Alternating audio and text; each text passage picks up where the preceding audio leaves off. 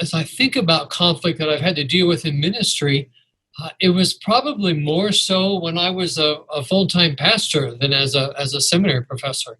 Certainly, we have conflicts on a seminary campus. We have disagreements with students sometimes, and sometimes those things get a little bit blown out of proportion. But generally, on a seminary campus, particularly in the role of professor, the professor at the end of the day makes decisions and has authority to do so. But in the local church, a pastor certainly has that authority, but he has to work with a congregation that he has to bring along. And what I've learned about conflict in local churches is everybody brings baggage to the table. Nobody comes with a clean slate to any particular issue. We learn how to deal with conflict often from our family of origin. How did they deal with it? My father, for example, would erupt in anger whenever there was any kind of disagreement, and it was just his natural response. And to be honest with you, that's in me too. It's my Christianity that says I can't go there. It's my trust, the filling of the Spirit in my life that pushes me to say you might want to naturally go there, but that's not the right move. What I've learned is that in the local church, we all bring a history, and that history is often unknown to us, meaning that we don't recognize that it's influencing us the level that it is. But it comes out in the midst of conflict. It comes out under the pressure of conflict, and in some ways, we find out where our heart really is by the way that we respond to conflict.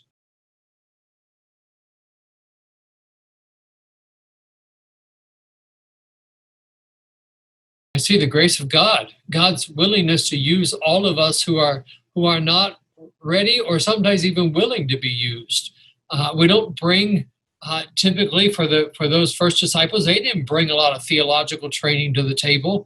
I think theological training is important, obviously, but God chooses to use whoever He wishes to use, and He most often uses people who surprise us because when He does that, He gets the glory, because the only way we can explain God's using any of us is He does that for His glory.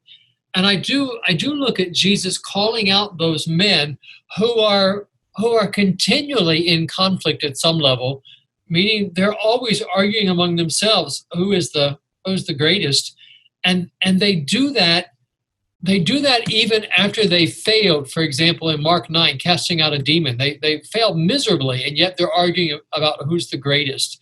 And so sometimes our response in conflict, our creating conflict by disagreement, is so much a product of our heart, and we don't think about that. What we think about is, what do we want to accomplish in the conflict? I want to win, and I want to make sure that my position is right.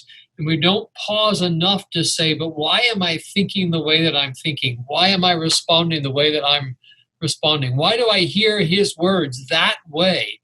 And why do I let that rile me up to such an extent? Conflict ought to help us look at our heart, but I fear we miss that opportunity quite often.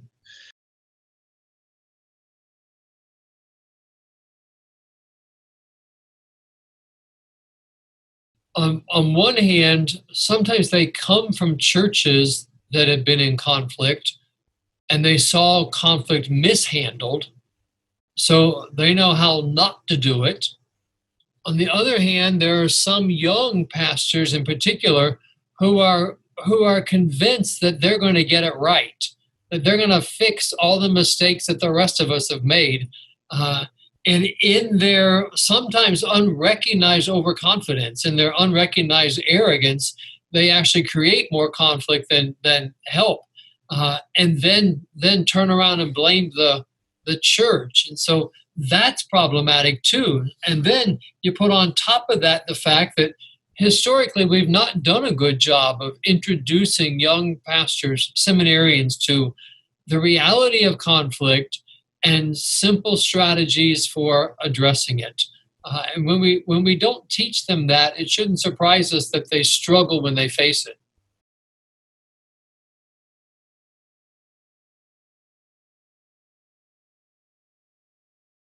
I think we have not taught one another healthy conflict resolution. So we don't know how to do it in our marriages. We don't know how to do it with our children. We don't know how to do it with our bosses. We don't know how to do it with one another. And so we're all, again, I'll go back to what I said early on. We respond in the way that we've been taught to respond. And so often it's unhealthy.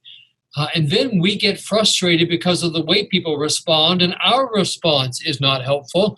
And so it becomes a vicious cycle. So I do think that part of discipleship is to teach people, all right, you have a conflict with this brother in Christ. Let's talk about what level of conflict that is. Is this one that should necessarily make it difficult to fellowship? Or is this a conflict that, no, this should not be that divisive? Is there a theological issue at stake? Is there godly morality at stake? Or is this a preference issue? And let's figure out what the issue is in conflict. And then let's talk about how do we come together to address it. The problem is, or one of the problems is, we don't start teaching conflict resolution until people are in the midst of it. And when they're in the midst of it, they don't care, and they're not listening to us. One of the things that helps me a lot when I think about churches in conflict is the book of First Corinthians. And what I love about the book is Paul begins the book in chapter 1 by saying, I thank God for you. You're uniquely gifted. I thank God for your witness. And then he concludes the book in chapter 16 by saying, I love you. And it's his most intimate closure of all of his letters. But everything in between is, you're a completely messed up church. And so what we have to learn to do is shepherd people who live in conflict, thank God for them, and love them, even while we confront them. You don't need to be divided like this. You ought to be eating the meat of the word now. You need to quit suing each other at the law. You got to deal with sin. So you still deal with the conflict, but you do it with gratitude and with love. If you take those two things out of the equation, you won't resolve conflict in a healthy way.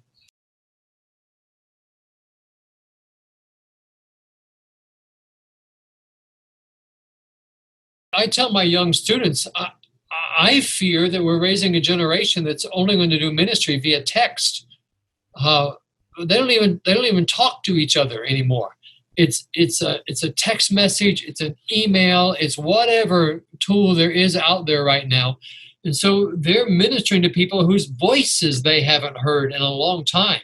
And then you put on top of that, when we're all susceptible to this, we'll put things in writing on social media or via email or via text that we would never say face to face. And so we create more turmoil and more conflict by ungodly reactions and put it out there publicly via social media. And it's just not a good witness for the gospel.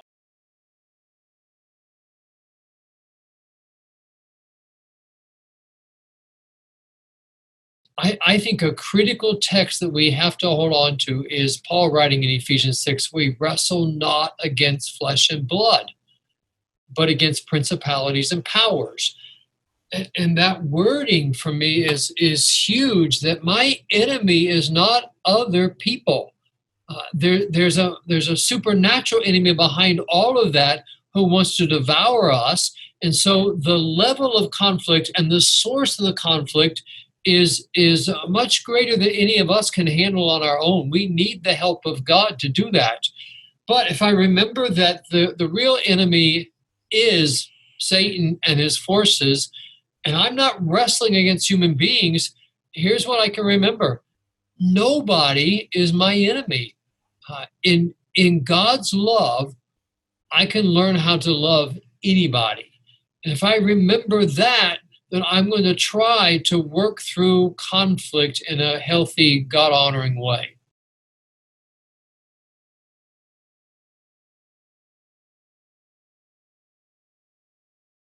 we live in a world of sound bites, and that's the way we talk to each other. So I think the way we resolve that is, one, I think as pastors we have to raise these issues with our church. We have to talk about how do you, in a God-honoring way, disagree on political issues. How do you, in a God-honoring way, disagree on whether or not we should be wearing masks in church? How do you do this in a way that doesn't let the enemy win?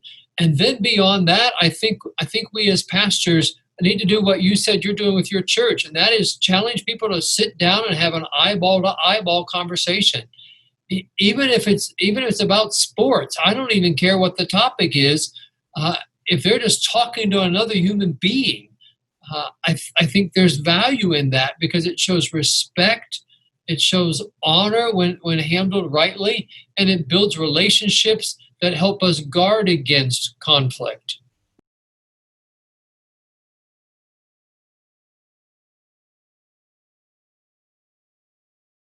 We are our own worst enemies. Yes, we wrestle against the world, the flesh, and the devil, but it's our flesh that's our biggest problem. It's also why, by the way, I would argue that Jesus was really clear in his high priestly prayer that, Father, make them one, that the world may know that you sent me. So there's something about our unity that is a supernatural witness to the fact that the Father sent the Son, that the gospel does something. The gospel takes naturally divided, conflicted people and puts us in the same family. The enemy always wants to distort that because then it weakens the witness of the gospel. If we respond differently to the battles that are ongoing in our culture, and we respond to them not in a defensive guard your turf way, but in a loving, godly way that, yes, stands for truth, but also models Christ's likeness, the world has to take some note of that. And if we would, under the power of the Spirit, be willing to cross boundaries, ethnic boundaries, racial boundaries, and love people all created in the image of God, then that in and of itself would be transforming. It certainly would challenge culture much more than divided, fighting churches do now.